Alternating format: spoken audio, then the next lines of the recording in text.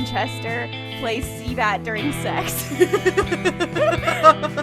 If you don't know the reference, just go on Twitter whenever you are listening to this and look up Reddit guy CBAT. Hello and welcome back to Super Hell, aka the Mystery Spotcast, a show where two recovering Supernatural fans subject themselves to rewatch the show so no one else ever has to watch Supernatural again. I want to reiterate, we do not want to promote people watching this show. So important. Cannot stress that enough. It's bad. Oftentimes we will watch an episode and we'll be angry that an individual episode was good because the rest of the show is bad. And we do not encourage people wasting their time on the rest of it. Yeah, and it's hard because I know, like, we are so funny and charismatic and we make everything sound fun because, you know, we're amazing. Yeah. So I know that you might feel inclined, but I promise that that's just because we're amazing, because we're great. So you just want more content of us is the thing. And you could just, like, go read some Destiel fic on AO3 and you're covered. Like, you're good. Yeah. Don't worry, guys. Well, also don't go into the Destiel tag on AO3 just cold, because it'll not be fun for you or anyone involved. I fear it's like taking a brick and throwing it at your head. It's like it's honestly like Russian roulette. Like, it's the closest thing you can get to Russian roulette without actually playing. So hi, I'm Klaudia. My pronouns are she, her. You can find me on social media at Klaudia Says. My name is Ollie. I use any pronouns, and you can find me on social media at Ollie Fresh. That's fresh with a PH. We are so excited to be here today. As Klaudia said, sometimes we get frustrated about episodes of Supernatural because they're good. And I fear that is the case with these two episodes. They were like tight television writing. It was like dialogue was good. Yeah, like they had good like character development. Like the second one is like a genuinely interesting premise for a procedural. It had both like procedural elements and also things to like further the overall plot. I feel like both of these episodes they have stuff with the overall arc of the yellow-eyed demon and stuff like that. I was like, God, fuck. I know. It's like I feel like season 2 has been off to a reasonably strong start, which sucks because I want to talk shit about it so bad. Yeah. But I'm like, this is the point where the show started to like worm its way into people's brains. Because it was good for a little bit. And then after that, it was bad again. And people were like, oh no, but I'm trapped here. Just like Joe. Yeah, which we'll get to. Joe, if you're out there, call me. I promise I can do more for you than they can. Joe, my icon. Dean Winchester is obsessed with Joe in like the same way. Like, people think it's like, oh, it's like this flirty thing. I'm like, no. It's more like the way that, like, gay men are obsessed with, like, someone like Charlie XCX, like a, God bless her, but, like, a C-list pop star girly. Like, that is how Dean Winchester feels about Jo Harvelle. Yeah, absolutely. He's tweeting just incomprehensible things. And, he'll be like, had to fix my car up, and it's a Joe fan cam. He's the one making the Joe fan cam. He's making the Joe Ash is making them. Ash is making them, and Dean is tweeting them being like, can we stream this? Can we get this to 100K? Can we get this?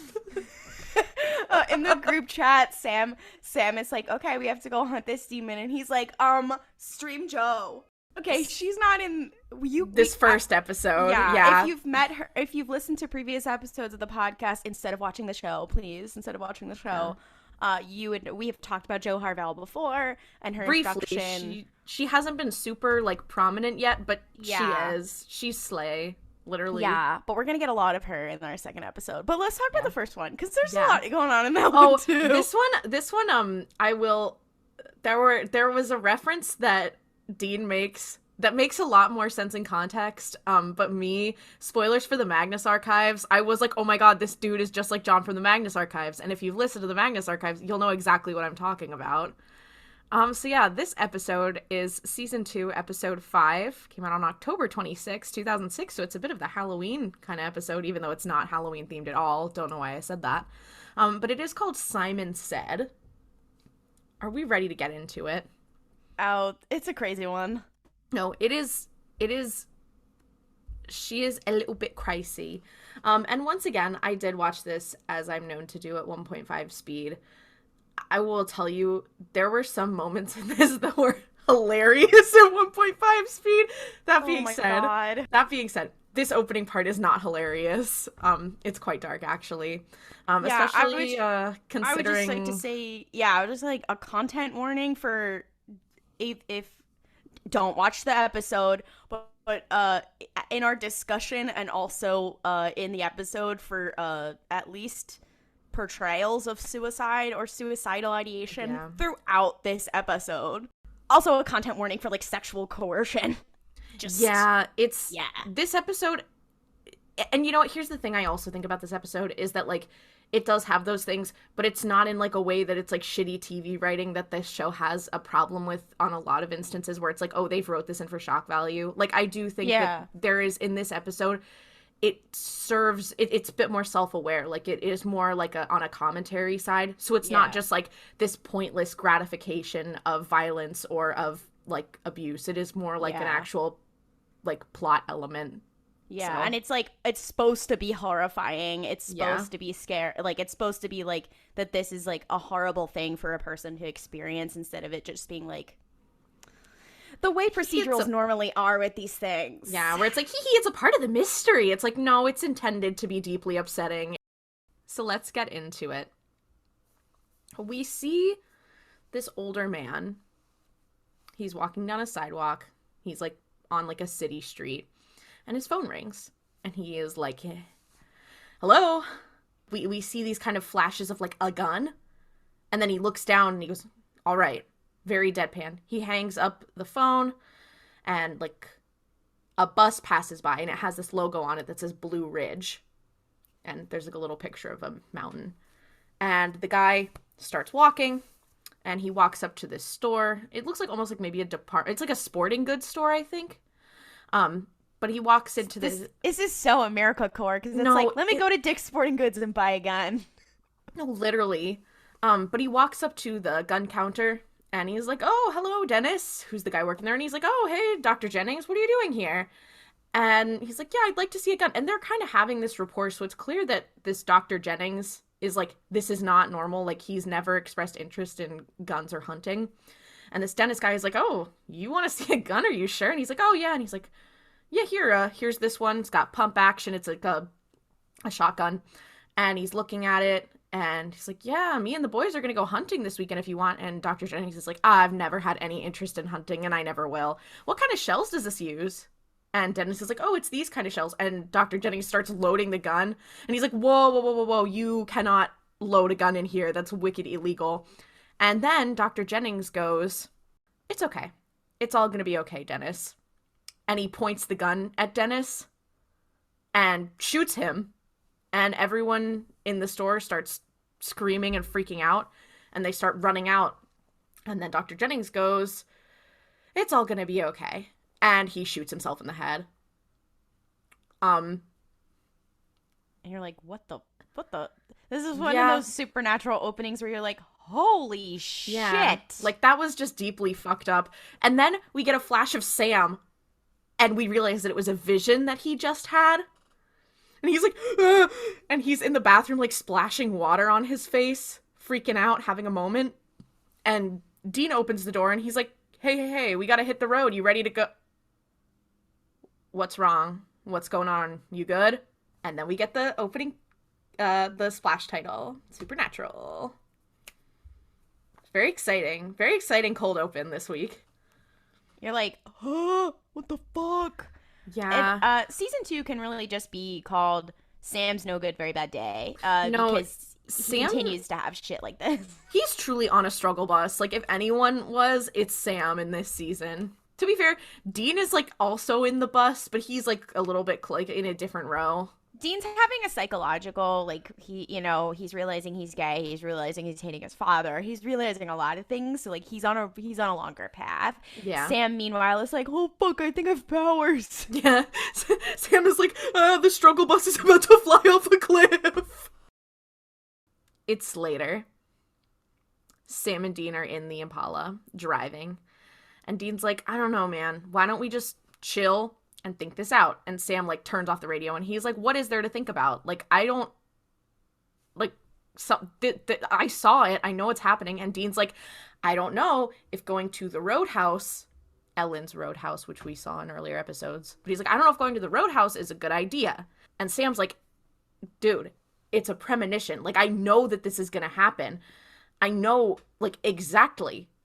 And I know there's some connection to the yellow-eyed demon because my visions are always connected to the yellow-eyed demon.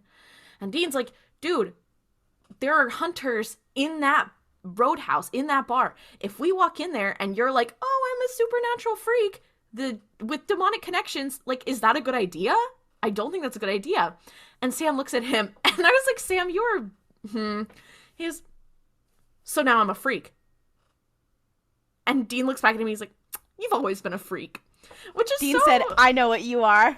It's so funny to me because Sam is like, this is not normal. Like, he goes on this, a lot of this, part of this season 2 is Sam being like, and in this episode, like, kind of what's implied is Sam being like, I'm like, am I a monster? Like, what am I? I'm some kind of thing. This is not normal. Like, he goes on a bit of a tirade of being like, this is not normal. Like, I am not normal.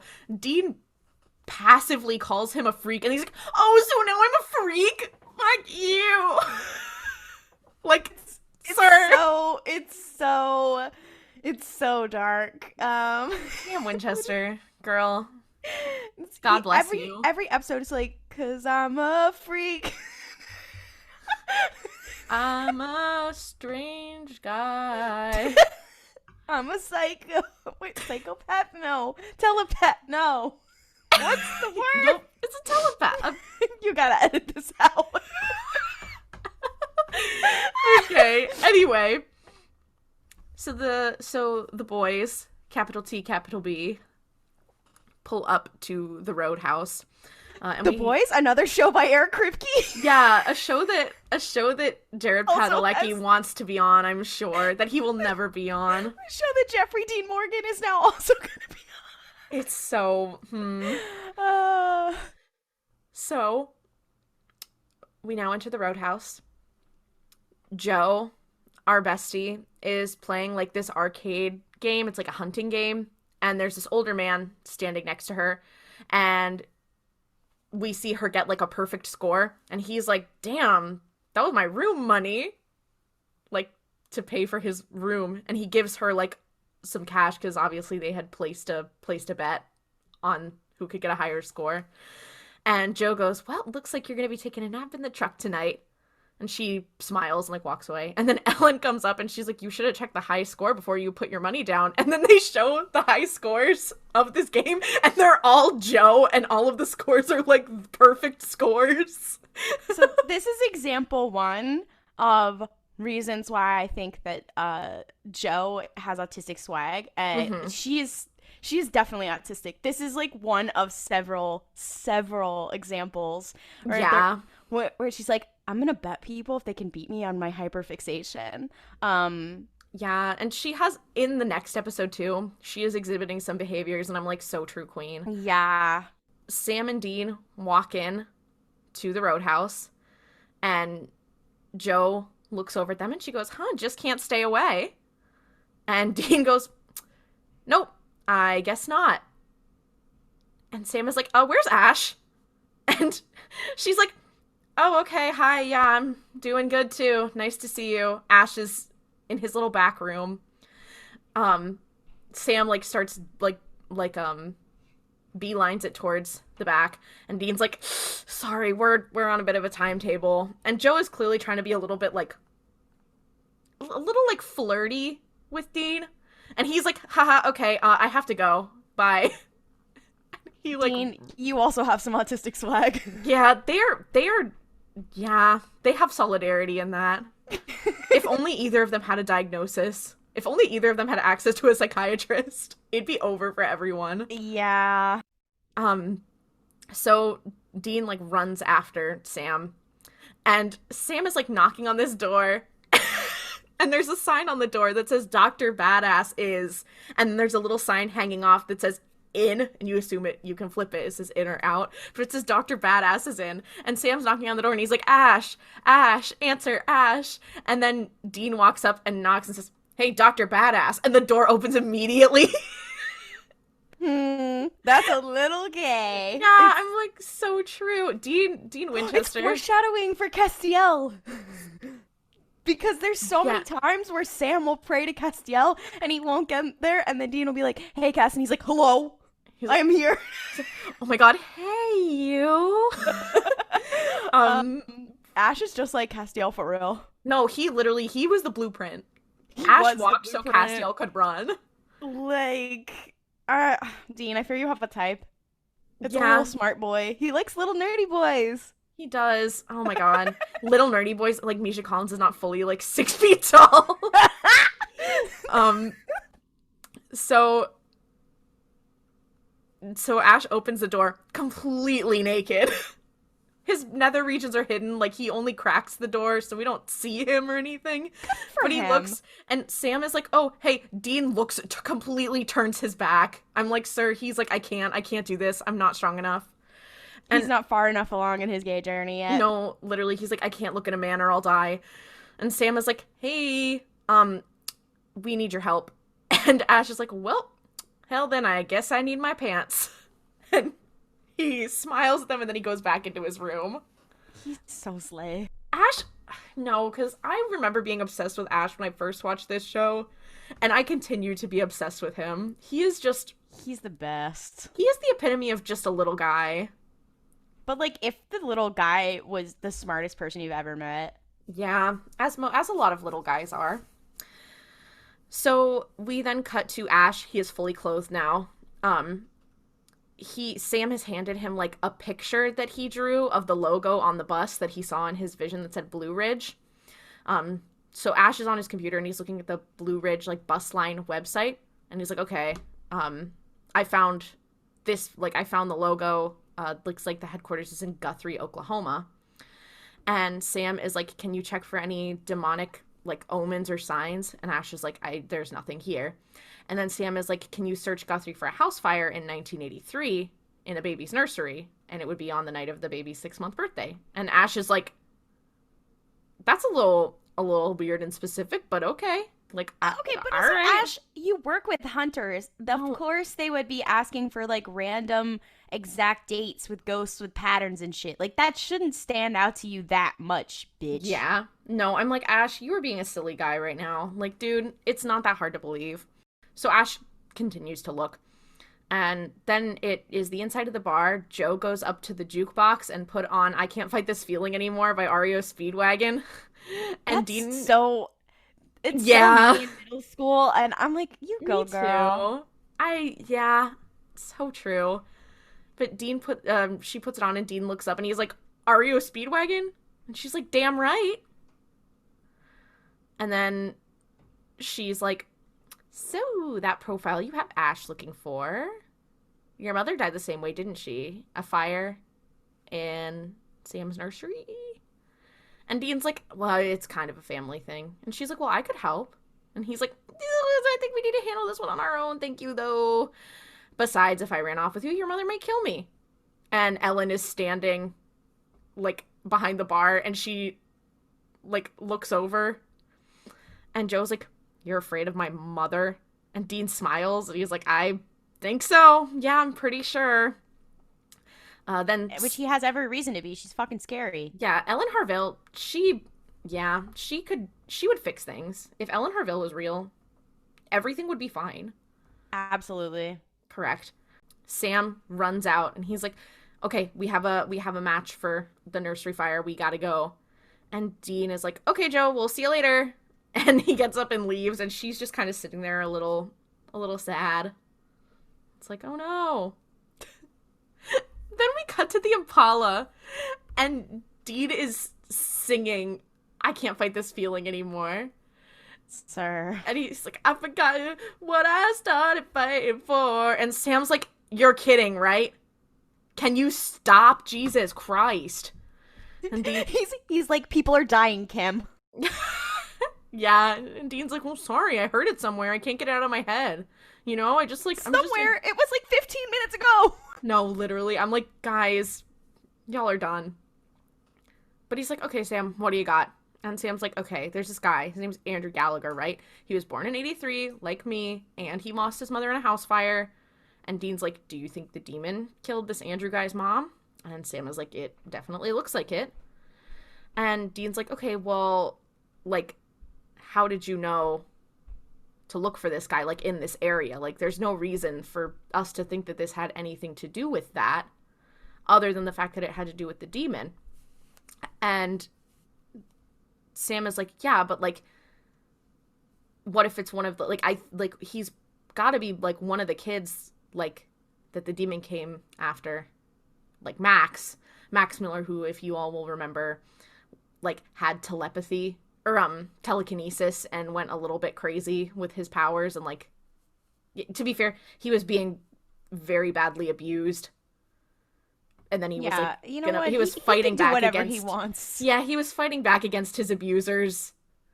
But then Dean is like, yeah, Max Miller was a nasty little, pasty little psycho. The point is he was killing people. And Sam is like, okay, he was killing people. And I was having visions about him. So maybe this is happening again, where whatever happened to this guy I saw shoot himself and the guy at the store, like, it must have something to do. Maybe, like, someone made him do that, or maybe, like, there's some sort of connection to this Gallagher guy. And Dean's like, okay, well, how do we find him? And Sam is like, well, he is behind on basically all of his payments on literally everything. So yeah, anyway, we don't have a current address for his home, but we do have a work address. So we cut to this diner, and there's a woman pouring some coffee, and Dean and Sam are wearing their suits. She has a name tag on this as Tracy, but they're wearing suits, and she's like, you guys won't get anything out of Andy. I'm sorry. They never do. And Sam's like, oh, who's they? And she's like, oh, well, you're debt collectors. Like, they come by, and he says something to them, and then they never come back. And Dean is like, oh, well, we're actually lawyers, so we're not debt collectors. We're representing Andy's great aunt who just passed away, but left him a bunch of the estate. And Sam was like, are you a friend of Andy's? And she's like, well, I used to be, but I don't see him a lot anymore. Then this other guy pops in, and he's like, oh, Andy? Andy kicks ass. He's awesome. And Dean's like, oh, is that right? And this other guy's like, yeah, no, Andy can get you into anywhere. Like, he got me backstage at an Aerosmith concert once. And the girl is like, Weber, maybe you should go bust some tables right now, because he's the busboy at the restaurant. She's like, can you please go? And he was like, yeah. And then she's like, if you want to find Andy, you should try Orchard Street. There's this van with a barbarian queen riding a polar bear painted on the side. It's so... And Dean is like, a what? And she's like, yeah, like a queen, a barbarian queen riding a polar bear. And Dean's like, that's kind of slay. What? I'm kind of obsessed with that. Dean said, that's camp. Yeah. So Sam and Dean leave the diner, and they go to Orchard Street, and they see his van. And Dean is like, they're looking at the van, and we do see this. It has this sick ass painting of a polar bear and a barbarian queen riding the polar bear on the side.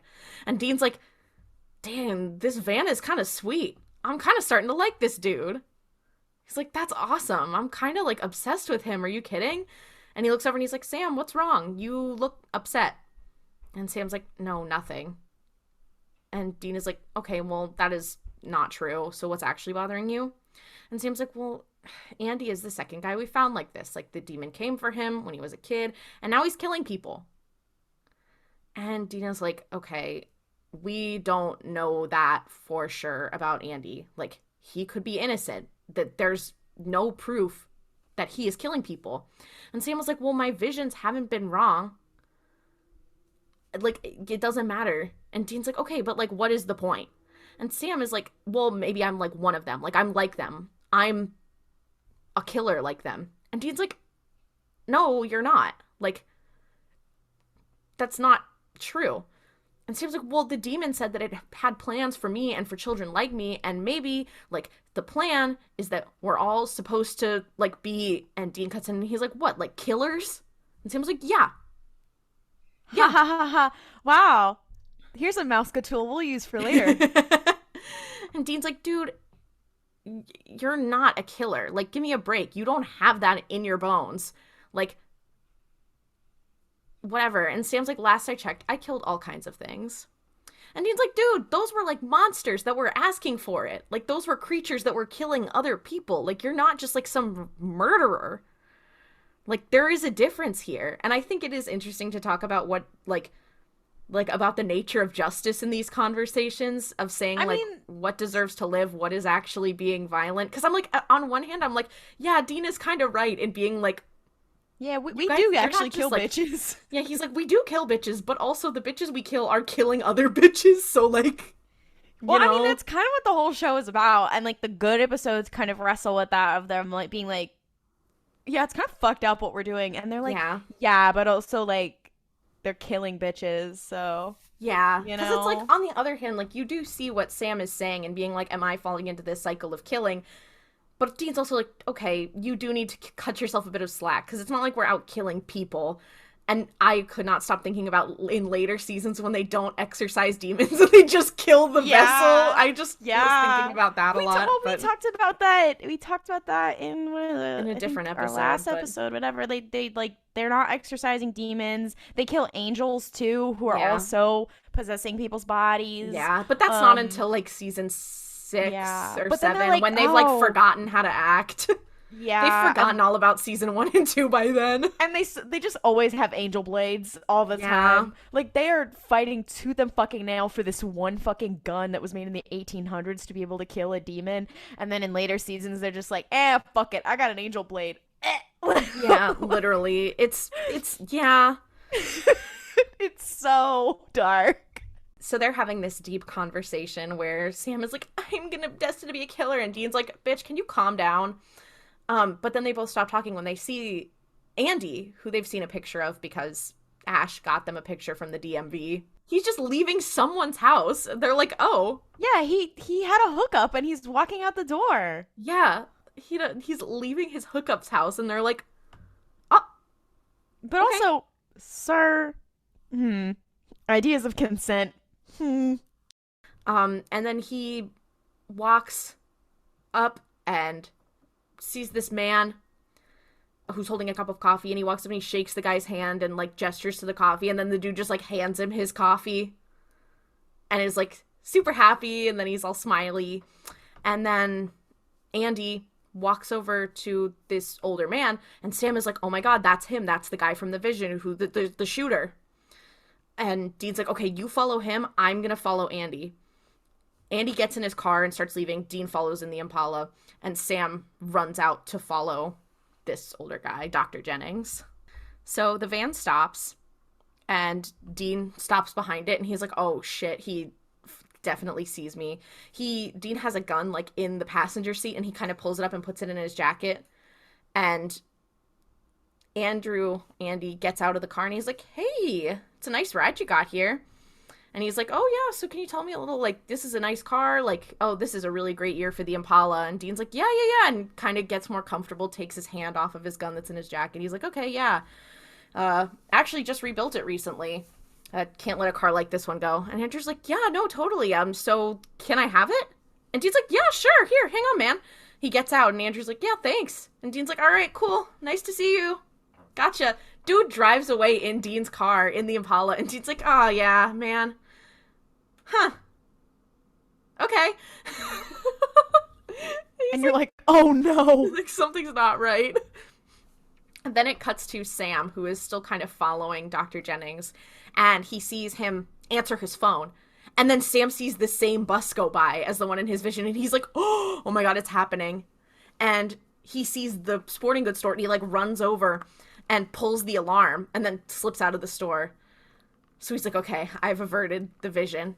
But then the man, Dr. Jennings, walks up, and he's like all confused, and he's like, okay, well, I guess I won't go in there.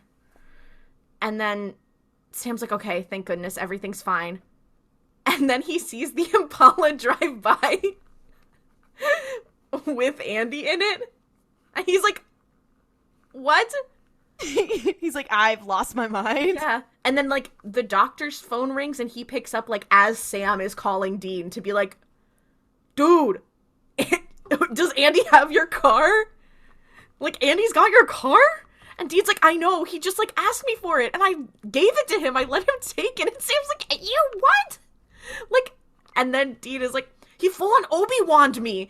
It's mind control, man! I was like, oh, Star Wars reference! Yeah, which is a sad thing, too, because I was like, dude, this guy has the same powers as in the Magnus Archives. So anyway, I was like, sorry, Star Wars, I don't know her. They do make several Star Wars references in this episode. That they do. But so Dean's like, no, like, he mind controlled me, man. Like, I don't know. And Sam is like, oh, dude, and he looks up and sees that Dr. Jennings just walks out into the street and gets pummeled by a bus. Just taken the fuck out.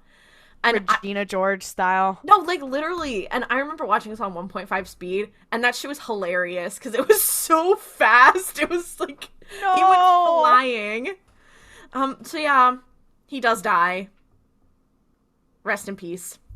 And Sam's like, no, what the fuck? Then we see some paramedics are, like, zipping him up. He's clearly dead. Like, are putting him away, and Dean, like, runs up, and Sam is kind of crouching there, and he's like, I kept him out of the gun store. I thought he was going to be okay. I thought he was past it, but I should have stayed there. I should have stayed with him. And Dean is like, ooh, it's okay. It's okay. It's going to be fine. Yeah, that sequence of events, truly. It's fucking crazy. All right. So then we cut to the diner, and Andy walks in.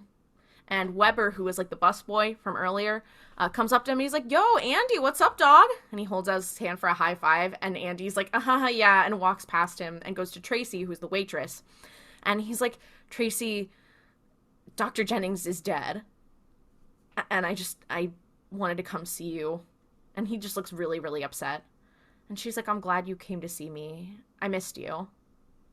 And he's like, I missed you. And then she's like, yeah, did those guys who are here to see you, like, find you? And he's like, what are you talking about? And she's like, there were these two guys here who said they were lawyers who were here to see you. And they were here this morning looking for you. And he's like, huh? Then we cut away again to the Impala, which is sitting on the side of the road, and Sam and Dean run up and they find it parked, and Dean runs over. He's like, oh my god, I will never leave you again, I'm so sorry. And he's like, and dude left the keys in the ignition. Dude, rookie move. But Dean and Sam are talking about Andy, and they're like, okay, well, what do we do? He can control our minds. And Dean is like, okay, well, it seems like he can't just, like, do it. Like, he has to use a verbal command. And Sam's like, well, the doctor did, like, just get off the phone before he walked in front of the bus. So, like, he must have called him or something. And Dean's like, I don't know, like, maybe. And Sam's like, Sam, this is a Dean moment. It's also a hashtag early 2000s moment. But Sam's like, maybe? What do you mean, maybe? Like, what are you talking about? And Dean's like, I don't know if he's our guy. Like, he's just seems like a normal guy. Like, he doesn't seem like he's killing, like, someone who's gonna kill people. And Sam goes, Dean, you had OJ convicted before he even got out of his white Bronco, and you have doubts about this? And I'm like, so much to unpack there. Dean. Uh-oh. But then Sam was like, but like, dude, what are you talking about? Like, that's ridiculous. And Dean is like, he just doesn't have the stone cold killer type. I don't think that it's him. And Sam's like, what? And then Dean doubles down. He's like, and OJ was guilty. I'm like, please stop talking about OJ. I'm begging you. Just walk away. Dean, stop.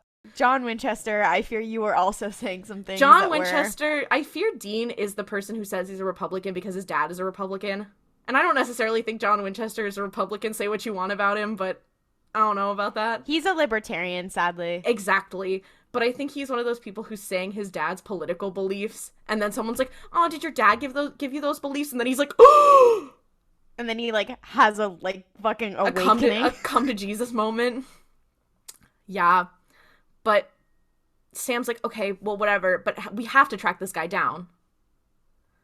And Dean's like, that is not a problem. He has this big-ass ugly van, even though it's not ugly.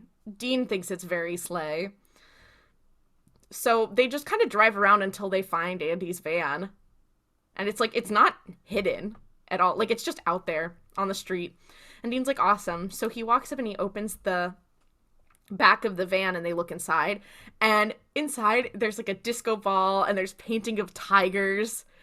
And Dean's like, every moment I like this guy more and more. And Sam's like, oh my god, can you please close your mouth? You're drooling. Like, stop. You're being insane. I have so many questions, sir. He's like, you like the short little brown-haired guy who loves a lot of camp? That's so interesting. Interesting. You have a type, I think.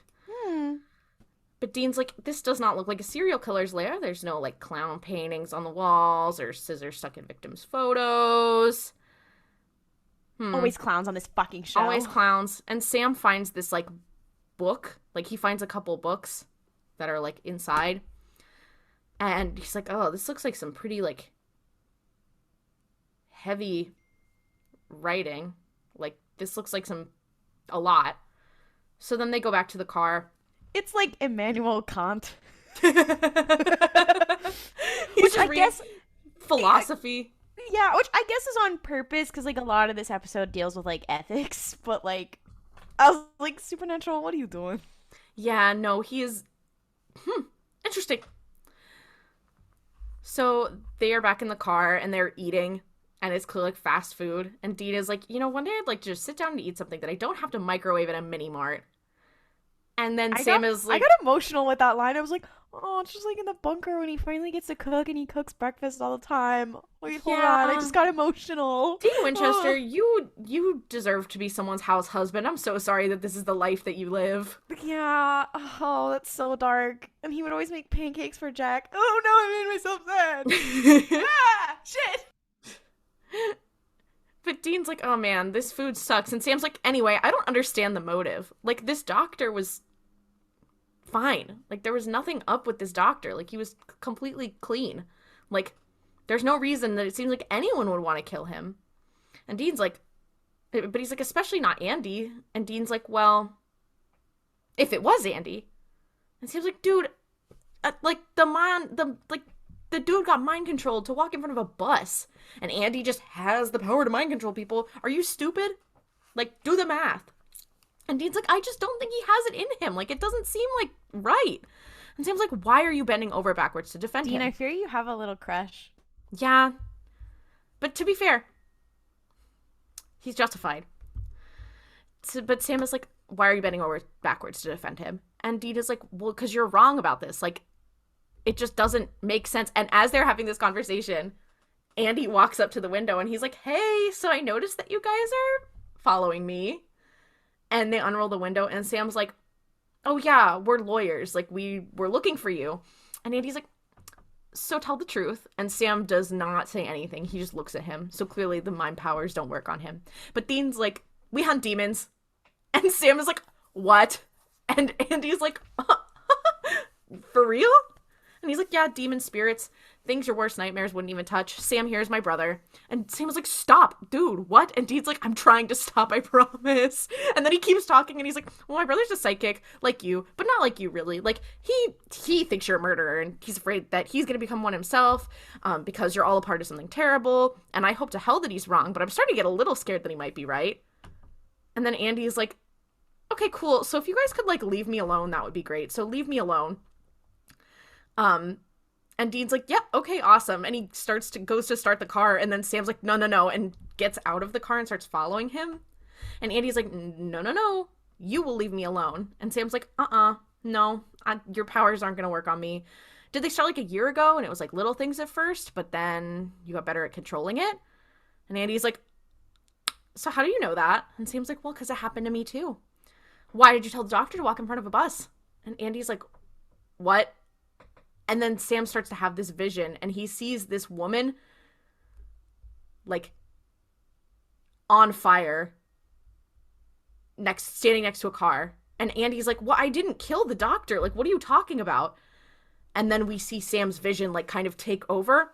And there's this woman, and she's at a gas station filling up her car. Her cell phone rings. She answers it, and she's like, yeah, no, I can do that. Yeah, sure. I'll do that. Hangs up and then grabs the gas pump and starts pouring gas all over herself. And an employee is like, what are you doing? You need to stop. And she's like, it's going to be okay. And then picks up a lighter and sets herself on fire, and she basically explodes in flames. It's very dark. It's deeply troubling. But then Dean runs up to Sam, and he's like, gets out of the car, and he's like, Sam, what is it? What's going on?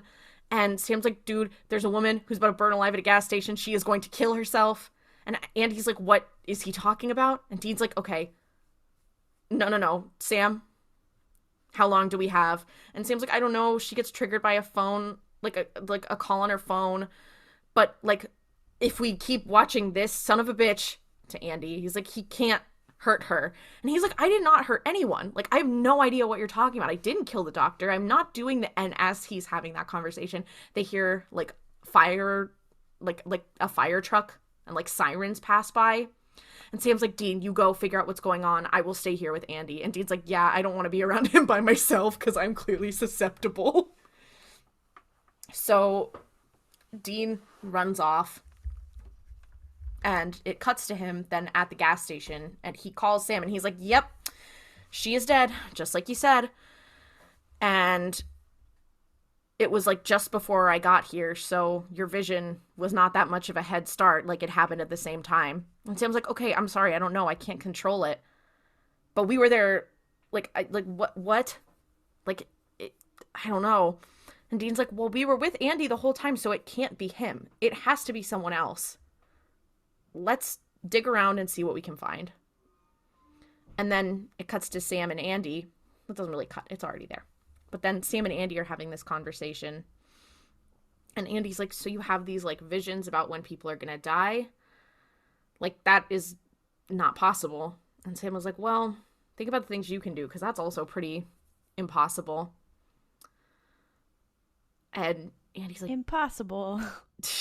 I had to, I'm sorry.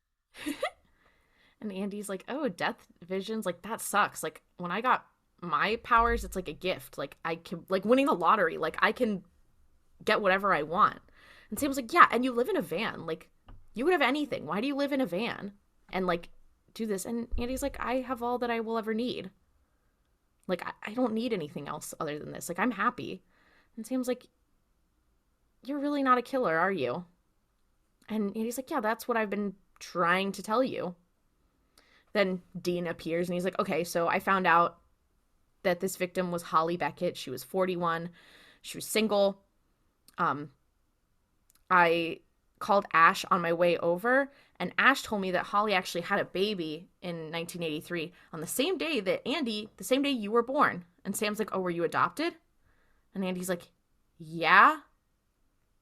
And Dean's like, oh, and you didn't mention that? And he's like, well, it's not like you really asked. And I never knew my birth parents. Like, do you think this woman was my mom? And Dean's like, okay, well, we need to find that information, but it's probably, like, locked up in, like, a records room in a hospital. Like, that's not something that, like, it's sealed. It's court records because, like, after an adoption, like, that kind of stuff gets put away. Like, we can't just get it. And Andy's like, yeah, screw that. We're gonna go get it. So they go to this public records office, and Andy walks up to, like, the man who works there, and he's like, you should go get a coffee. And the dude just leaves. So the boys start going through this information, and Sam finds the birth certificate, and he's like, yeah, so Holly Beckett is your real mom, and Dr. Jennings was her doctor who, like, oversaw a lot of the adoption process. Like, he was there when she gave birth, and he was there to help. And Dean's like, well, that's crazy then. If Andy didn't kill them, then who did? And Sam's like, bad news about that, guys. I don't want to shock you, but Holly Beckett did have twins. So, yeah. Uh-oh. Another Star Wars moment. Oh, no. This is like Luke and Leia if Luke was evil and fucked up. And he's like, yeah, both of them, Andy is obviously shocked. He's like, I had no idea. What the heck? And Sam's like, yeah, it looks like your brother's name is Ansem. And Dean's like, okay, wait, hang on. He gets, like, the legal name, and he looks up a picture, and he's like, okay, Andy, I know you're having a pretty bad time vis-a-vis realizing things about your family, but this is going to shock you a lot. I need you to take a deep breath and be cool. I got his picture from the DMV, and it is Weber from the diner. The busboy from your job. So it is him. He's like, I have a secret evil twin, and I know him. I was like, oh, I'm so sorry, King. Yeah, and he's like, oh my god, that's Weber would always, like, be too buddy-buddy with me. What? Like, he showed up, like, 8 months ago. He was acting weird, and he was trying too hard to be my friend. And Dean's like, well, why wouldn't he just, like, tell you the truth? And then it cuts to the diner, where we see Weber, or Ansem, as his actual name. He walks up to Tracy, who is, as we remember, a woman that the waitress at the diner who Andy is seeing, perhaps. But Ansem walks up and he's like, so, like, you and Andy, you guys used to go out. Do you ever have anything serious? And she's like, no. And he's like, okay, but, like, tell me the truth. And it's clear, when he says that, there's, like, this audio effect that kind of distorts his voice so you know it's supernatural. Then we cut back to the records office where Sam and Dean and Andy are, and they're, like, talking about, like, well, what do we know about this guy? And then Sam starts rubbing his head, and he gets a vision, and it's Tracy, and she is, like, at the edge of a dam, and she's, like, standing at the edge, and she starts crying, like, she's crying, clearly upset, and then she jumps.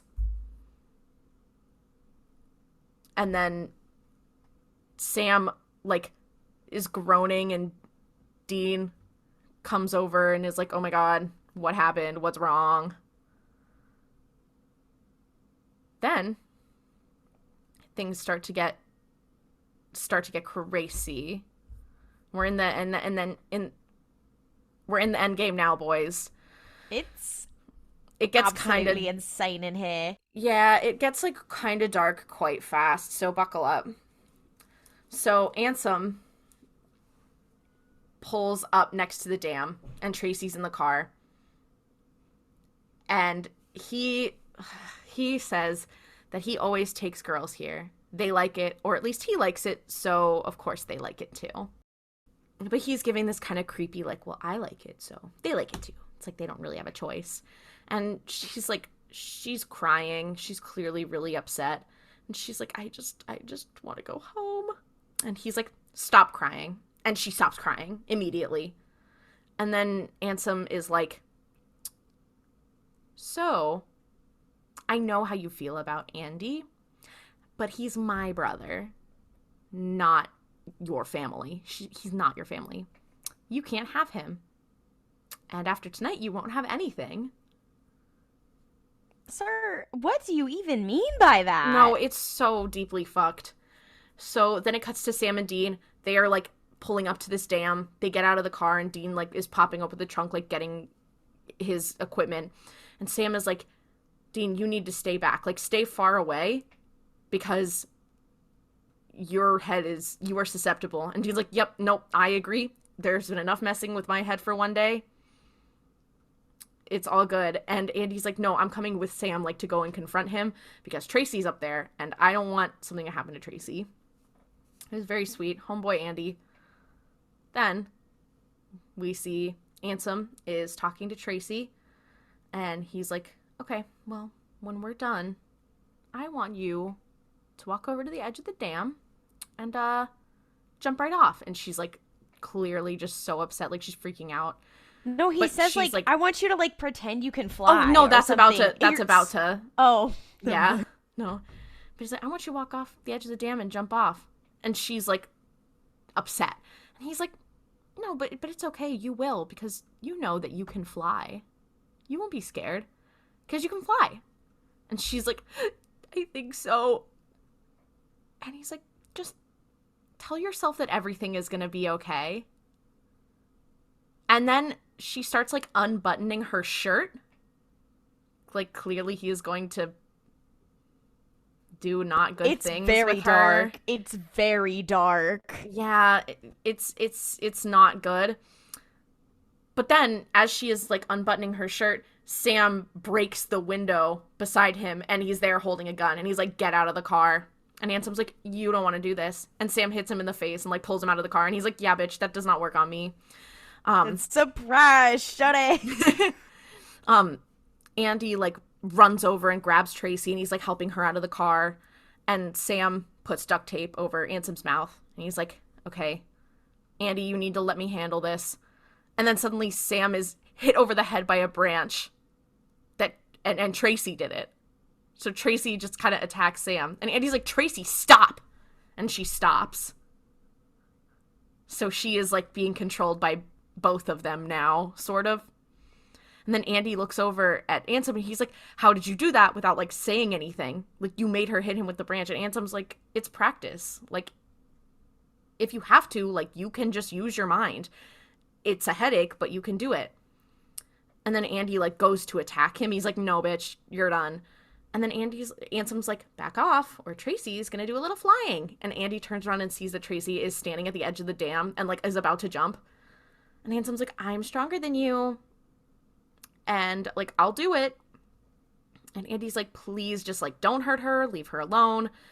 And Ansem's like, you don't need to be mad at me. Like, I know it's all wrong. Like, I know this situation sucks. I don't want to hurt anyone, but, like, Tracy's getting between us.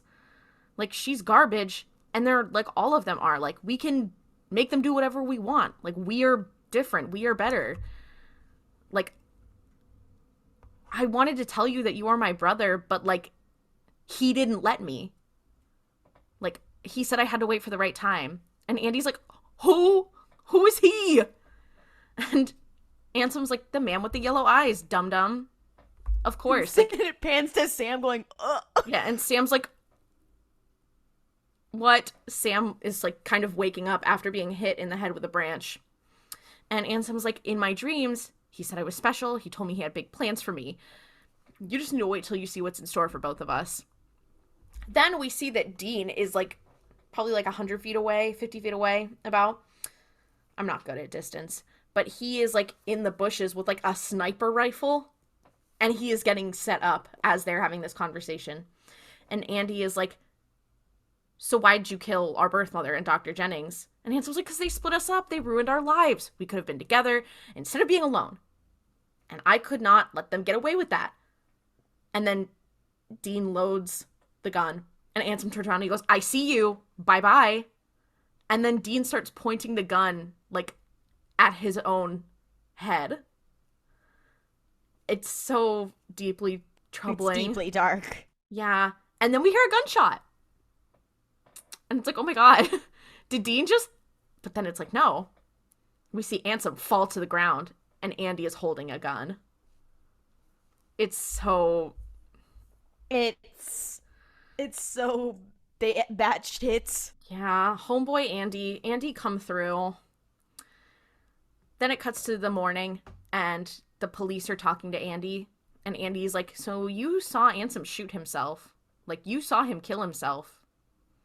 And the police are like, oh yeah, we did, completely. And Sam and Dean are watching, and Sam's like, he's getting better at it. Like, he's having his skills. Okay.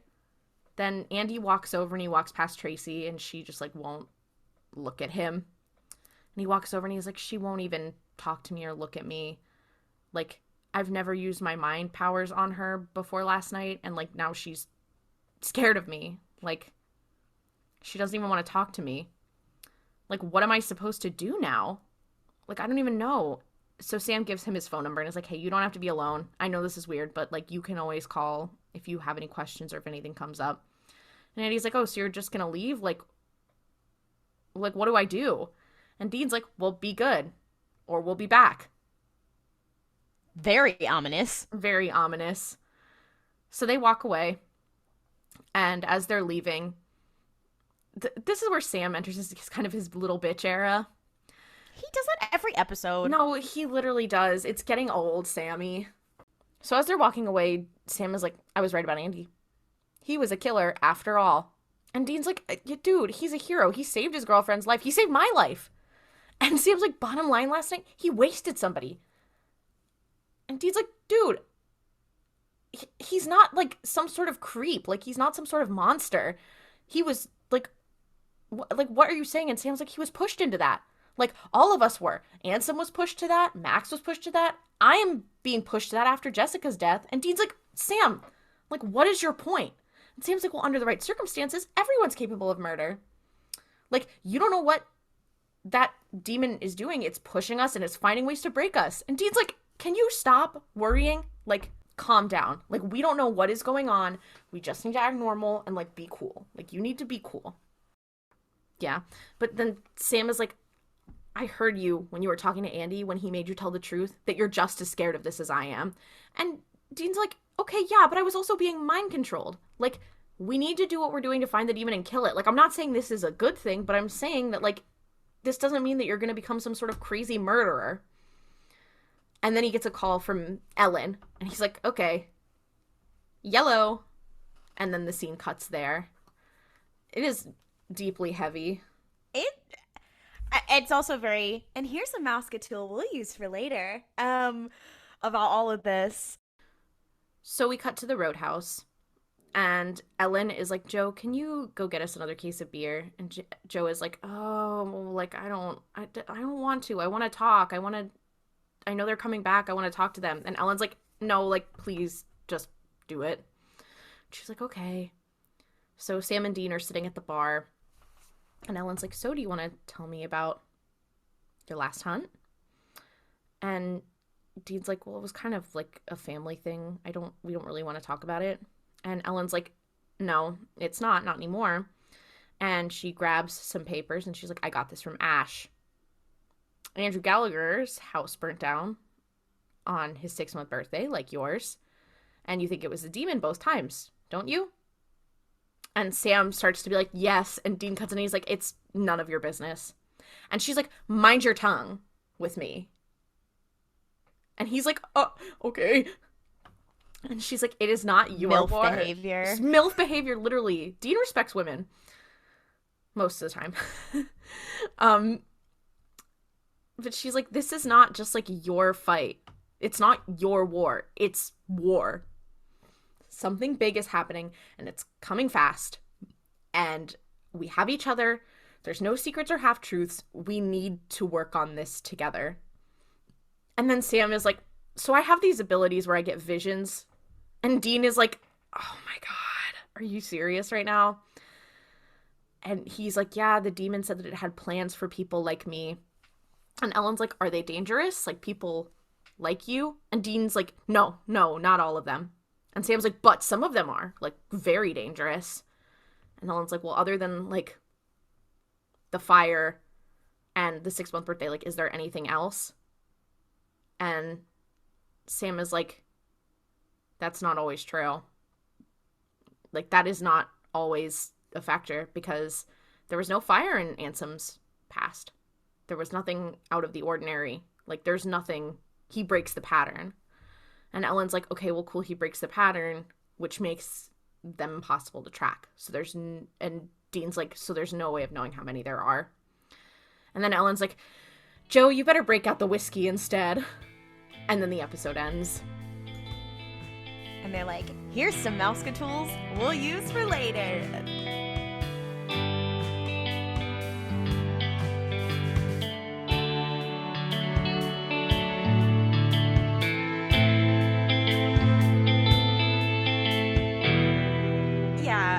Episode is called No Exit.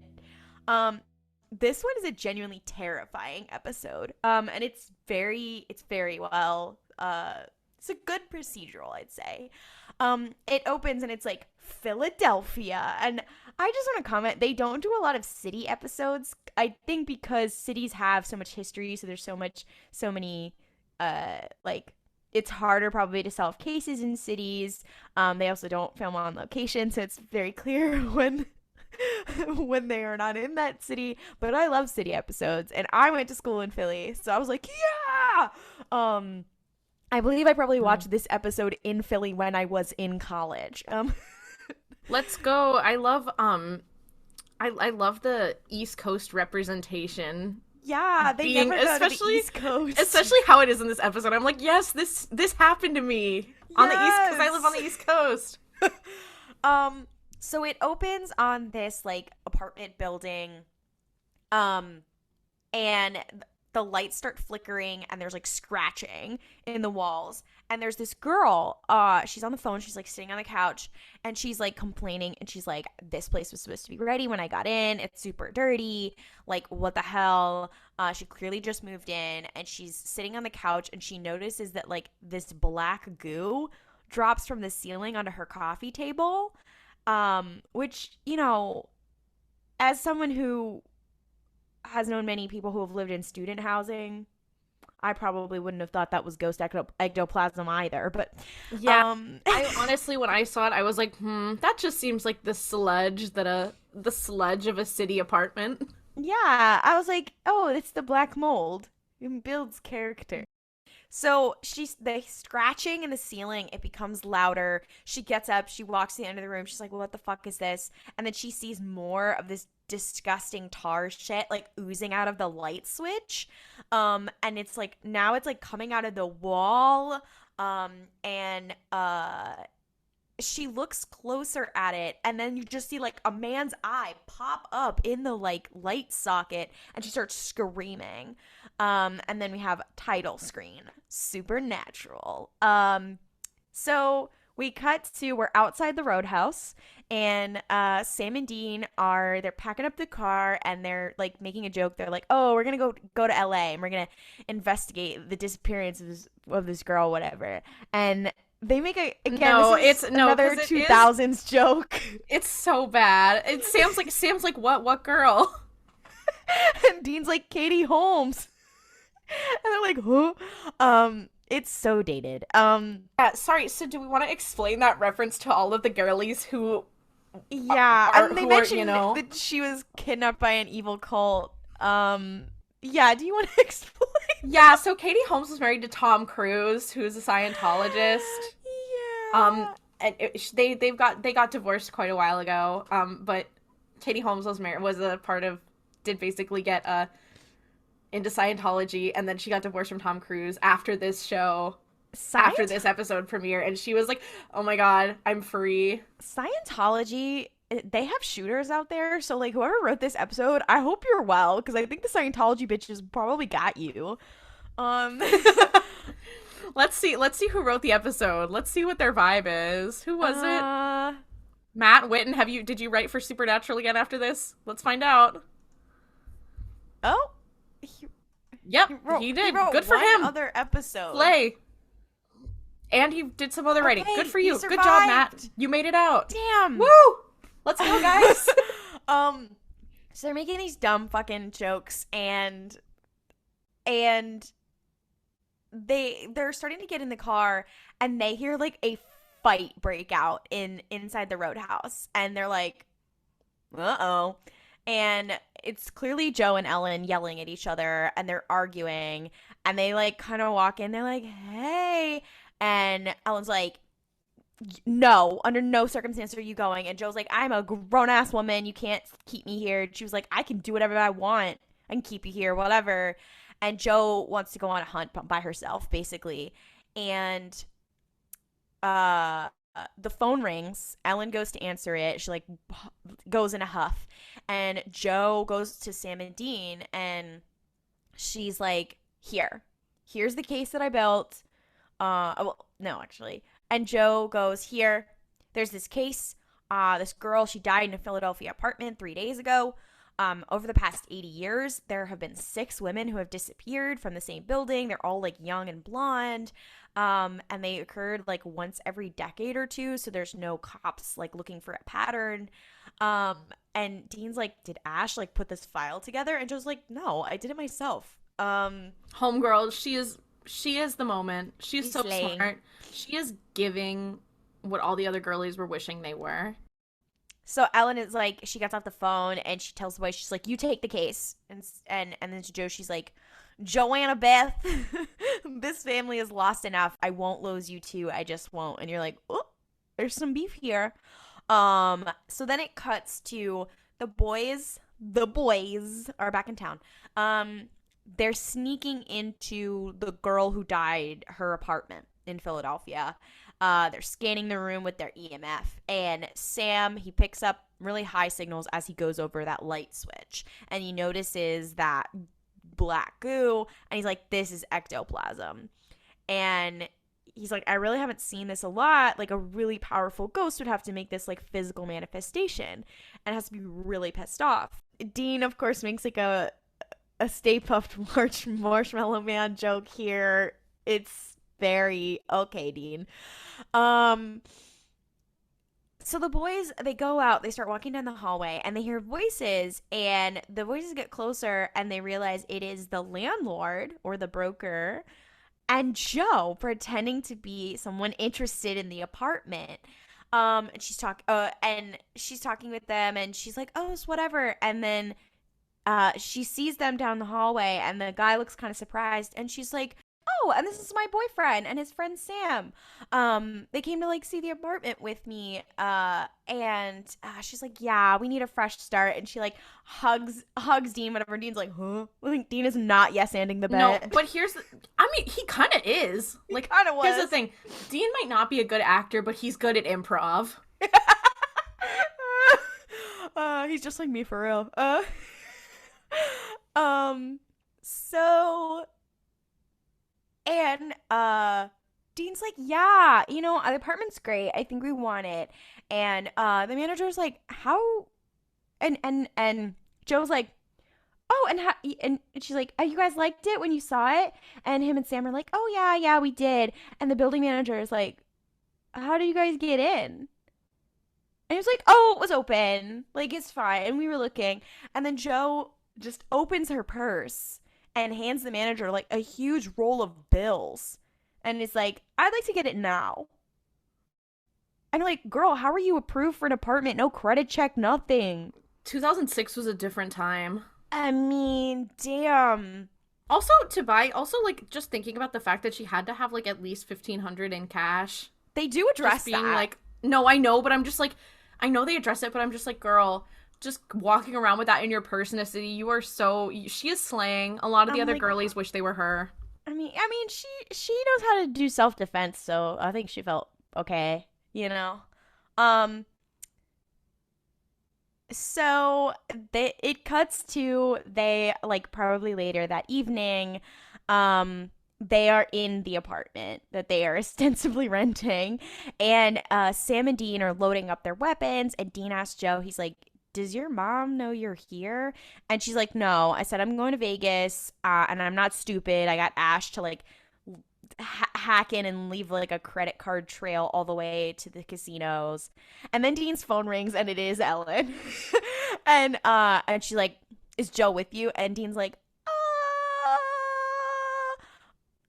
and he's, like, clearly afraid, and he's like, I think I need to tell her the truth. And he's like, you know what? No, I haven't seen her. Sorry. Yeah, at this point too, he's like, and Jo walks up and is like right in his face. She's like, if you tell my mom right now, I'm going to be so mad. I will skin you alive. You can't do this. Please don't do this to me. And he's like, I haven't seen her. It's very funny. So then they're kind of going over the building's history. I think at this point is when Jo is like flipping a knife around. Again, her autistic swag just comes out is in full force at this point. They're going over the building's history, and she's like, okay, this building was originally built in 1924. It was a warehouse, and then it was turned into an apartment complex a few years ago. But before that, it was an empty lot, and there was no violent deaths in the past 82 years. And Sam is like, well, I think it could be a cursed object that a spirit brought along. And they they go through the whole building. And Joe's like, we'll save time and we'll split up. And Dean's like, no, like, if we split up and you die, your mom's gonna fucking kill me. No, like, I'm gonna go with you. And so Dean and Jo, they start scanning the first few floors, and they're arguing, and Dean finds out that Jo is basically using herself as bait because it'd be the quickest way to catch the spirit, because she's like a young blonde girl. And Dean's like, oh, I regret this. This is not gonna go well. And then Jo kind of like turns around and she confronts him, and she's like, you know, you should like stop with your fucking chauvinist crap. Like, why are you treating me like I'm a little girl? Whatever. Why do you think that women can't do the job? And I was like, okay, go off, girl. This is a very girl boss moment, but I'm also like, girl, because then Dean responds and he's like, Dean's like, I think women can do the job. The problem is amateurs and like people who are not experienced. It's very dangerous. He's like, what are you saying?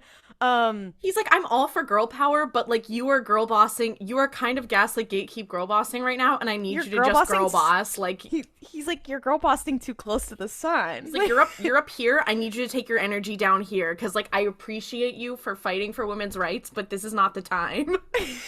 He's like, I am an ally, but I am an ally in the sense that I think that you need more training. It's quite funny. And then Dean has this like moment, and he's like, why? Like, why do you want to hunt so much? And like she won't kind of answer. And he looks at her and he's like, the reason that I get upset about it, how much you want to do this, is because you have other options in life. Like, we might be similar ages, but like no one in their right mind like chooses to do this. So usually something happens to them, and you have a mother who is alive and who cares about you and who wants more for you. And she's like, okay, but what about you? Like, you have choices. And he's like, no, not really. My dad like trained me from birth with this, and I really don't know anything else. Which is a whole other issue for Dean, whatever. But he's like, you know, you have other choices and you're choosing this, and it's really hard to watch. Because this is a crazy job. It's a crazy conversation that they have, considering all the stuff that happens with Dean later. So they keep walking down the hallway, and Jo, she stops at a corner. She's scanning the hallway, and the camera goes to a vent, and we see like these like gray fingers start coming out of it, and she turns around, and then the fingers disappear. So clearly it's waiting for her. It knows she's there. And Dean senses this like smell that he doesn't recognize, and he's like, it's not gas. Like, what is it? And Jo's like, oh, there's like a lot of EMF like next to the vent. And Dean unscrews the vent and then puts his whole arm in there. And I'm like, I know you're stupid, but this is a new low. Even for you, Dean Winchester. Like, get one of those like dinosaur grab things. Like, are you dumb? Are you stupid? Like, unfortunately, God help him. The answer is unfortunately yes. He reaches in to find something, and he pulls out a lock of blonde hair with a piece of scalp still attached to it. It's fucking disgusting. Yeah, he's like, okay, cool. So yeah, this is not looks like good. Someone's keeping souvenirs. He's like, so we cut to, there's another woman. She's in another apartment in this building. Her name is Teresa. She walks into her apartment. She's reading the mail. Now, the mail says something about a lingerie party. I'm like,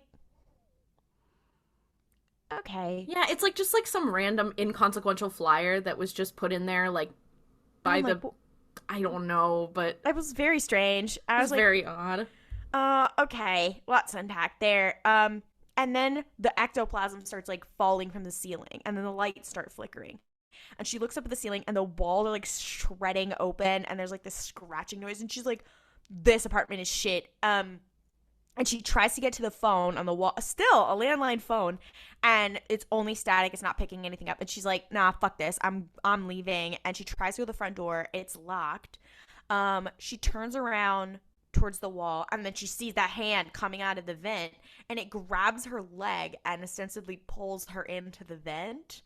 I'm like, how big is the vent? Like, physically, knowing what we know later in the episode, it's not like she gets chopped to pieces, but how does she fit in the vent? And especially considering the grate of the vent wasn't even off when the hand reached through. I'm so like, confused. She it's like she went through a strainer and then got put back together.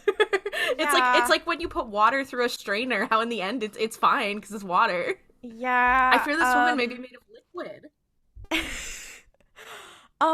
So it cuts to the next morning. Dean is like sleeping all twisted up on the lazy boy couch in the apartment. Oh, also all these apartments, they come fully furnished because the women keep dying. And he wakes up, there's sirens again outside.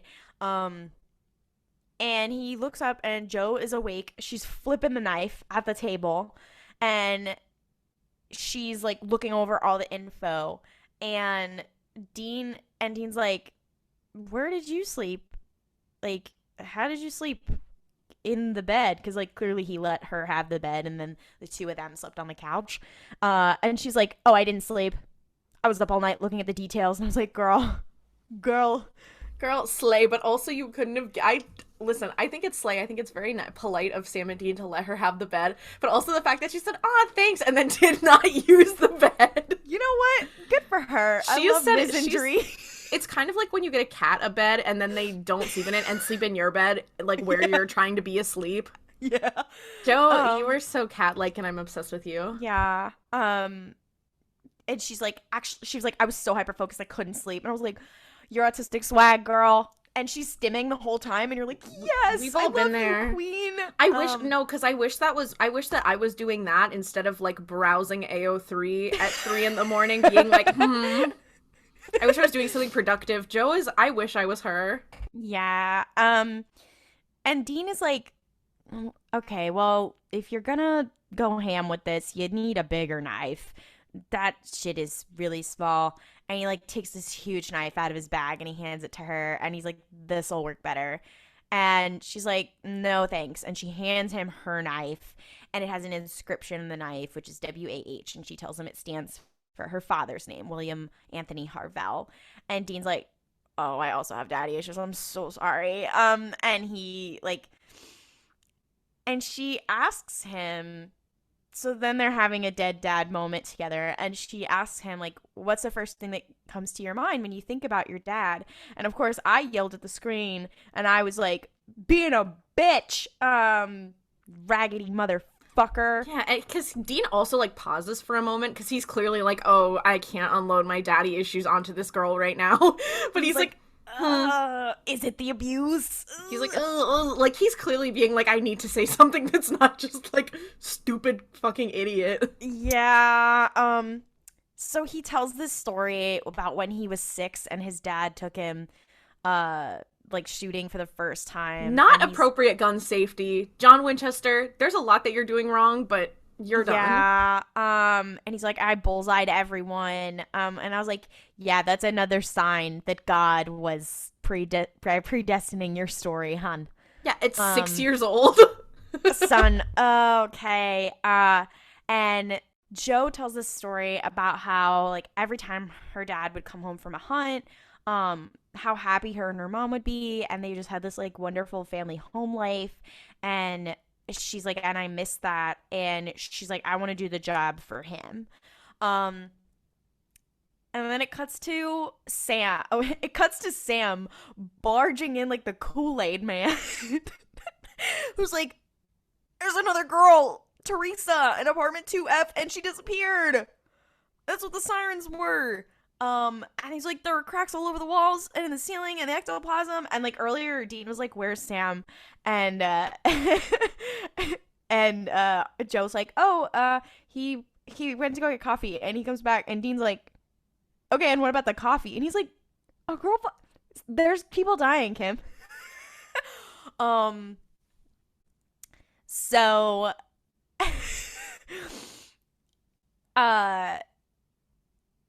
so they start like looking into it again and they're like, "I haven't found anything." And she's like, "Maybe we aren't looking in the right place." And she looks at a picture over the area that she's like, "Let's look at the whole area of what the building is near." And she's like, "Oh, the building next door used to be a prison." And then so she calls Ash and she's like, "Listen, if you tell my mom I'm doing this. I will kill you. And he digs up that it was a prison built in 1835 and torn down in 1963. They executed people by hanging them in the empty field next door, the one that they built the apartment building over, and the warehouse. And then Sam's like, okay, we need a list of every person who was executed there, which is like, damn, they gotta have some good records. But Ash gets the list. He sends it to Sam. There's 157 names. They're like, we can't like dig up every person's body, especially because those people were probably buried in like a potter's field. But one of the names on the list is Herman Webster Mudgett. And screaming, crying, throwing up, eating the drywall. Girl, are you serious? Yeah. Are you for real right now? And Sam is like, isn't that infamous serial killer HH Holmes' real name? And Joe is like, who is that? And he's like, yeah. Okay, also, I'm obsessed with, for Joe, for someone who has a very deep knowledge of, like, supernatural things and of lore, I'm like, I know that I've listened to a lot of podcasts in my day. I'm not really much into true crime, but that being said, most things that do cover, like, the supernatural, the strange, I'm like, girl, how have you not heard of HH Holmes at least once? It's like it's very funny. And you know what? I respect her for that. Her memory is she remembers the things she's hyper focused on, but maybe she was like, this is bullshit. I don't care about that. She only cares about supernatural stuff. She doesn't care about regular serial killers. She could give a fuck. Absolutely. So true. As she should. Her autistic swag is just off the shits. So Sam like pulls up all this info and he's like, yeah, so he was like America's first known serial killer, basically. He was super fucked up in the head. He targeted like young blonde women. And he was executed at this prison next door on May 7th, 1896. And he was like, he confessed to like 27 murders, but like it could have been over 100 people. And he used chloroform to like in his ways of killing them. And Dean's like, oh, that's what I smelled in the hallway. It was chloroform. When they finally got him, the cops found human remains and a long lock of blonde hair in his home, just like they found in the vents. So Joe says that they should find the bones, salt them, burn them, and Sam's like, that's not gonna be easy because his body was buried in town, but it's like encased in several tons of concrete, because he didn't want anyone mutilating his corpse because that's what he used to do, which is crazy to me because I'm like, he was executed in a prison. Like, how does he get like, you know, his last wishes taken care of if he didn't have like family to do it? Like, they would normally just put him in a potter's field. Is that true? A lot of the times when you have a will, like when you have last wishes, a lot of it depends, and a lot of it depends on like, especially at that time. Yeah. It depends on who was actually doing it. But there are certain like corpse rights and even some that extend to prisons. Again, a lot of it just depends on the state. Yeah. But it is kind of crazy that he was like, I want to be buried in 10 tons of concrete. And they were like, so true. Yeah. I was like, did they even have concrete then? I mean, I guess they did. And to be fair, they were also probably like, it's like, oh, this is a prolific individual, so like we don't want people trying to fuck with his bones as well. Like, yeah. So true. They should have just burned it, but I like you giving funeral advice, body management advice too. Entering my Sam and Dean era. So true. Yeah, sorry, Caitlin, don't even ask a mortician. You need to take a step back. It's Claudia's turn now. No! So Sam is also like, okay, also, Holmes built this apartment building in Chicago, and it came to be known as, like, the Murder Castle. And it was, like, a weird death factory, and it had, like, secret chambers and trapdoors and passages and, like, acid vats and, like, booby traps. And like a deeply fucked up evil building. Yeah, it's, like, America's worst escape room. You could say it's America's first no exit room, because the episode's called No Exit. Oh, yeah. And he's like, he built the chambers inside the walls, and he locked his victims inside, and he kept them alive for days. And he would, like, suffocate them or let them starve to death, whatever. And they're like, oh, shit, that's probably what's happening in this apartment building. So they, like, break through the drywall. They go inside. They find these passageways. And they're trying to search for any sign of Teresa, who's the girl who just went missing. And they split up. Dean and Jo go one way. And they get to a part where it's really narrow. And Dean's like, I can't get through here. I am large. And Joe's like, I can do it. And slides past him. And then we have a moment that... Dean, no. Dean, you're getting canceled. Dean, I'm canceling you. He goes, I should have cleaned the pipes for this one. And you're like, sir. No, because you know what is so funny? What I thought, because there's something wrong with my brain, I was like, oh no, is he about to shit himself? Like, my immediate thought was like, does he not want to fart in front of her? Like, good lord, sir, you're a grown-ass man. And she's like clearly, you know, she's like, what the fuck? Dean, you could have just kept it quiet to yourself. No, because I don't think she really heard him, because she was like, what? And he's like, nothing. The pipes are really dirty here. And she's like, okay, cool, anyway. It's very dark. So she, like goes past him, and she goes down the path, and she's, like, following the path, and she's, like, on the phone with him. And, like, but with, like, a flip phone, like, held up to her ear with her shoulder. It's very funny. And she follows. She's like, okay, I'm gonna go towards the north wall. And she's like, there's an air duct. I'm gonna go to the lower level. And he's like, should you do that? And she's like, yeah, like, we gotta save her. And she's like, okay, there's ectoplasm seeping through the bricks here. That's not good. And then it cuts to Dean, who's on the phone with her, and then he hears her screaming, and it cuts off, and he's like, oh shit. So he, like, goes out, he leaves the tunnels, he rushes down to the next floor because she went down, and he takes a sledgehammer to the wall, basically, it hammers into the drywall, and all he finds is her cell phone. So it cuts to Sam and Dean they have now been inside the walls of the building searching for Jo. They're like, shit, we can't find her. Then Dean's phone rings when they're back in their room, and it's Ellen, and she's pissed because she's like, I know you lied to me. I know Jo is there. And she's like, I want to know where she is, and you need to put her on the phone. And Dean's like, she's not available. She's handling feminine business right now. Also, Ellen is like, Ash told me everything. He might be smart, but he folds like a house of cards when pressed. It was like, no, not narc Ash. Ash, no. And Dean's like, and Ellen's like, that's fucking bullshit. Just tell me. And Dean's like, I'll tell her when we get her back. And she's like, what do you mean when you get her back? She's like, you better get her back. And he's like, she's like, you promise. And she says, you promise. That's not the first time I've heard that from a Winchester. I'm on the next flight out. And then hangs up. And he's like, okay.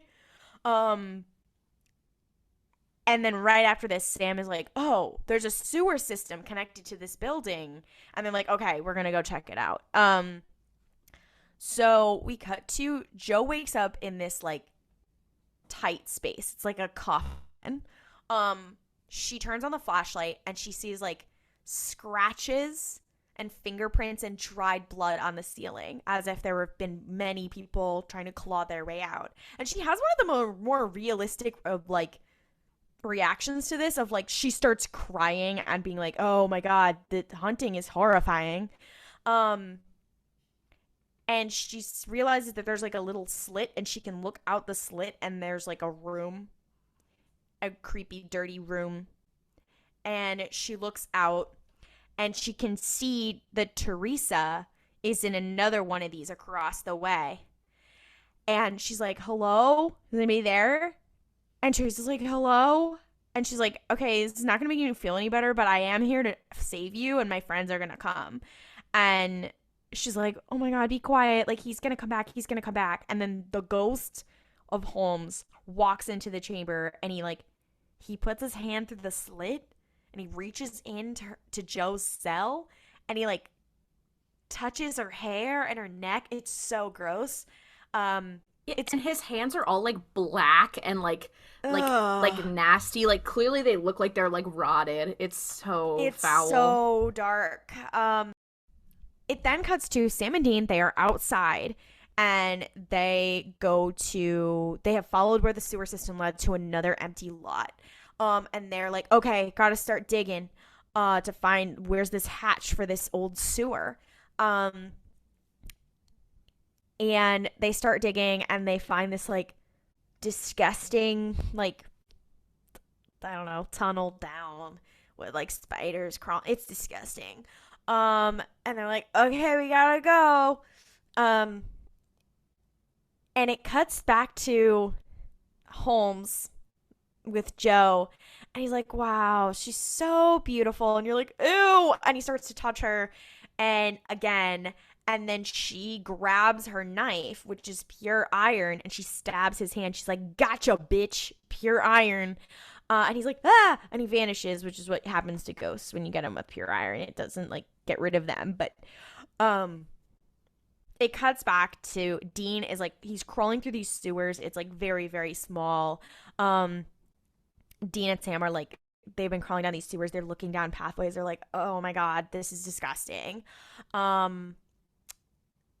And then it cuts back to the girls, and Teresa is like, is he gone? And Jo's like, honestly, I don't really know. And then right after that, Holmes reaches into her cell and knocks with both hands, and he knocks her knife away and covers her mouth and starts to suffocate her. And that's when Sam and Dean they come out of the sewer, they burst into the chamber, and they fire rounds of rock salt at him, and he disappears. They get Jo and Teresa out of their cells, and Sam's like, I'm gonna get Teresa out of the sewer. And Dean's and Jo's like, oh my God, thank God, I just want to go home, whatever.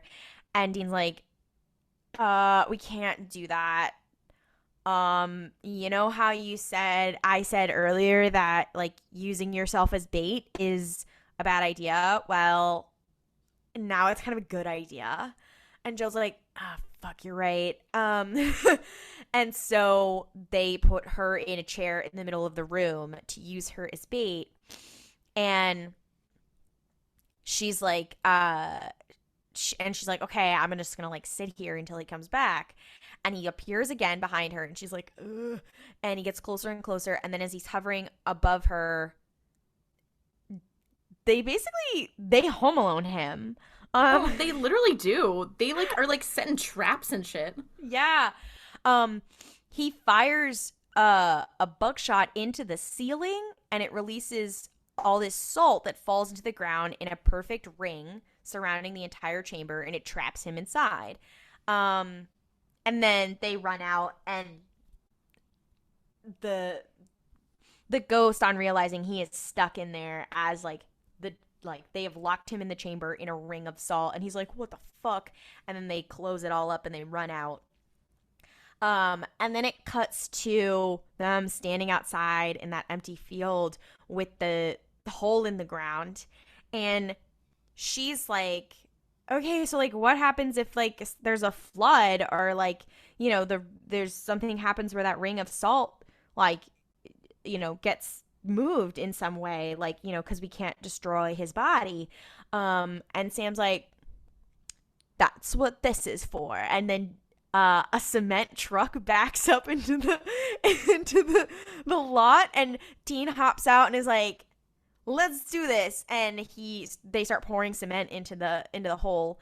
And he'll be down there until all hell freezes over, which is so funny because they do experience that a couple times. Okay, also something else I do have to say is that when they go into the basement, I'm like, we have forgotten that multiple girls have gone missing. So I'm like, they're probably dead. Yeah. Well, I mean, no, they're dead, but their bodies are down there, I'm sure. So I don't know. I'm just like, imagine. Sorry, I'm putting too much real life into my Supernatural because I'm like, just like, imagine. First of all, imagine your body being stuck down there, and also imagine like being like your child or like your family member went missing, and then it's like, oh, I guess we'll never know. I guess we'll never know. Yeah. It's a little. Sorry, I'm you guys injecting don't think... too much real life into Supernatural. I mean, I guess what would you tell them? To be fair, well, you could be like, oh my god, I don't know. Exactly. There's no right answer. I'm just like, dang, that's messed up. That's a shame. Yeah, it's also hashtag sad. This is one of the only episodes where like they don't kill it. They just like trap it forever, and you're like, damn, that's fucked up. Also, the way that worked, like, yo, that should not have worked. God bless you though. Yeah, it's crazy. Also, Joe was like, where'd you get a cement mixer truck? And he's like, I stole it. And she's like, you lifted a cement mixer truck? And he's like, yeah, I'm gonna give it back. I'm like, oh, there's so much happening here. So then it cuts to them in the car at night. Sam and Joe are in the back seat, and then in the front seat is Ellen. And Dean's like, wow, you really meant that you were gonna fly in, didn't ya? And everyone's like really quiet. It's so awkward. And Dean's like, anybody want a little music? And then he turns on the music, and then Ellen immediately turns it off. And it plays it's Cold as Ice by Foreigner, which is so it's so funny. Everyone's like, oh no. They get back to the roadhouse, and Dean, he's apologizing to Ellen. He's like, I'm really sorry for lying to you. But at least like Joe did really well up there. You should be proud of her. Her dad would be really proud. And Ellen's like pissed. And she's like, I need a minute alone with my daughter. And Ellen's like, I cannot believe you trusted your life to these idiots. And then it cuts to, and she like has a breakdown basically. And she's like, this isn't, what is the line that she says? She's like, this isn't the first, like, and she's like, I've lost, like, this family has been through enough. I can't lose you too. She's like, with another Winchester. And you're like, oh, what happened? And she's like, and then it cuts, and Joe is like, she's storming out of the roadhouse, and she's pissed. And oh, I'm sorry. And before that, Ellen starts, she's like crying. She's clearly upset. And Joe's like, there's something you're not telling me. Like, you need to tell me. And so then we cut to Joe. She's storming out. And Dean's like, hey, like, are you okay? And she's like, you need to back off and leave. And he's like, okay. And he starts like walking away. And she says to him, and she's like, my dad had a partner on his last hunt. And it was your dad. And Dean's like, and yeah, and he got my dad killed. That's why John never mentioned us to you guys. She couldn't look her in the eye after that. I'm fucking pissed. And then she just walks away. And then the episode ends there. Yeah, it ends with Dean and Sam just looking like, oh, wow, fuck our dad. Once again, John Winchester, die challenge. John Winchester strikes again. It's very funny. The trivia for this says this is the first time 4 people have been inside Dean's car. Yeah, it's a full house, baby. Okay, this was an actual question that I had. Actually, Claire noticed this. Is that Sam is wearing a cast for all of this episode? Okay, yes. But at no point in a previous episode, I mean, he gets his ass thrown around, but they never have that continuity in Supernatural. And I was like, I did in a previous episode, like he like hurt his arm. I can't remember. And it says Jared took some time off during this episode to treat his wrist, which was broken during the filming of Bloodlust. So that was just him wearing that in real life? Yeah. Oh my God. Yeah. No. Oh my It's God. so Jared hurted himself quite bad, or someone hurted him. I do not That's know. so That's funny. very funny to me. Yeah. Oh no. Claire was also like, how much did they pay for that like 10 seconds of cold as ice? And I was like, probably nothing because the CW is partly owned by Warner Brothers, which Yeah. owns a lot of music. That's how Supernatural can have all these original songs from huge bands in it. um just That was so just them flexing, being like, "We can get it. Yeah, we can get it." yeah. That's like when you watch like any Sony animated film and they just put like every song in it and you're like, bitch. Anyways, so I feel like the last episode is a lot about the overarching plot, and this one is a lot about the character development, especially Joe and Ellen. Um, this was crazy. It's crazy. This is a lot for these two episodes. I know, and it's like it's a lot like both right in a row. Like I think it's just Yeah. like, to be fair, I think that's just kind of how these episodes are. Yeah. Like season 2, I do think they were like, we're putting our characters on a struggle bus and we need to get down to business. They're like, we got renewed for another season. We're going ham. Oh my Yeah. goodness. Oh my damn. They're going ham. Oh my goodness. They're going ham. Me when I see the Winchester brothers. um so we got a question in our TikTok Q&A a while back We did. from user the actual Kate Bishop on TikTok. Our bestie. Who said, if you guys could change one thing about Supernatural, what would you change other than the obvious racism and sexism Well, yeah, and that homophobia? that's probably number one. I know that Claudia was saying we were looking at questions that we were going to do on this episode, and Claudia was like, I have some ideas. Like, I actually know what I want to do. And I'm like, I think that we may have the same thing. So you go ahead and I'll let you know if it's the same thing that I was also thinking. My answer to this question is something that I did think during this last episode where I was like, damn, Supernatural would be so much better if it was about Joe and It was Ellen. about Joe and Ellen. Yeah, no, because that was also my exact thought. Is I was like, Joe and Ellen should be like, one of my big things was that I was like, Joe and Ellen should have a bigger part in this show. I was like, actually, it should have been them, and it should have been the Winchesters who own the Roadhouse. No, because it should be about the Roadhouse, and then the Winchesters show up and are like, their episode is like the cautionary tale about what happens when you get too into the life. I just think it'd be cool if they were like, we're hunting monsters, also I got mommy issues. Yeah, no, we don't see enough mommy issue representation in early Supernatural. There is mommy issue, but it's not like I have a troubled relationship with my mother. It's like They my have mom's it dead. later, for sure. Oh, absolutely. It gets so dark. I think that the other thing I would do, obviously, I think that would be number one. I think having more Ellen and Joe. There are so many women in this show who are really very interesting and really cool, and then their parts get sidelined because they become more interesting than the Winchesters. So then they're like, oh, we got to draw back on that because people are gonna like them more, and they every do. time, every single dark. time. But I think that, like, obviously, I would like for there to be more women. I think the other thing too is that I think that a lot of episodes, and this is not something we've really come into contact with as of yet in the show, but something that definitely happens later on, is I fear that a lot of the story, especially after Kripke left, a lot of it became pushing back against fandom interpretations. Yeah. Like, there was a lot of things where it was like trying to do the thing where you subvert expectations, but they leaned so much into it that it became like hateful towards the audience.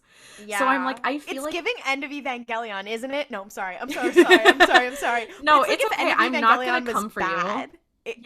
It's like if it was bad. I'm not gonna come for you. I'm happy that you were finding enjoyment. No, I think that like I think something that and that would make it a lot more. I think that would have changed the flow a lot.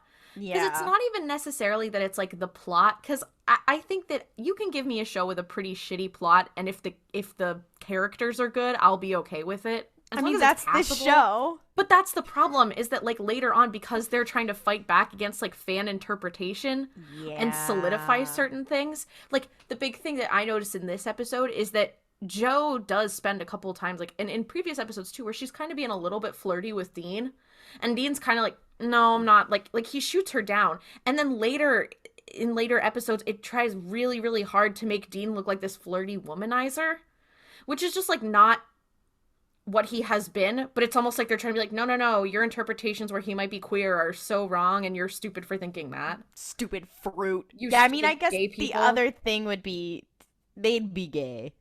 Yeah. That would be the other thing. Yeah, like, It would be overt instead of subtext. Yeah, but I think that that's just, like, a lot of my, like, main gripe is I'm like, I would like for that to be, I would like for it to be a little bit more focused on actually developing consistent relationships and consistent motivations instead of being like, oh my god, too many people think our little guy is gay, we need to double down on him being macho man. Yeah, and it starts to, the pendulum starts to swing really violently, like, towards the end, and you're like, whoa, what's happening? You're like, okay, it's another commentary on creator versus audience. Really happens a lot with this show. It's so wild. Yeah. Do you have any final thoughts on these episodes, Ollie? Yeah, I mean, I really like both of these. I sometimes forget how good Supernatural can be sometimes. And every time on this podcast, every time there's a good episode, I say it where I'm like, I'm surprised it's good. But, like, and here's the thing. This is another thing I think to the thesis of our podcast, which is we are listening to it so you don't have to. This is a perfect example of an episode where we're like, no, it's pretty good. Don't let this fool you, because it gets so much worse so fast. It's trickery. It's trickery. They reel you in with the first, like, 4 seasons. And then after that, they're like, no, actually, surprise. Uh-oh. You're like, oh, Eric Kripke's gone. We don't know what to do. You're like, these are kind of interesting characters. It's kind of, no. It's going to be sexist again. What if everything you liked about them was actually not true? Oh my god, it's just like the Winchesters for real. Oh my god, so true. What if everything you hated about them... That's the opposite, because in the Winchesters, the television show, it's like, what if everything you hated about these characters is not true?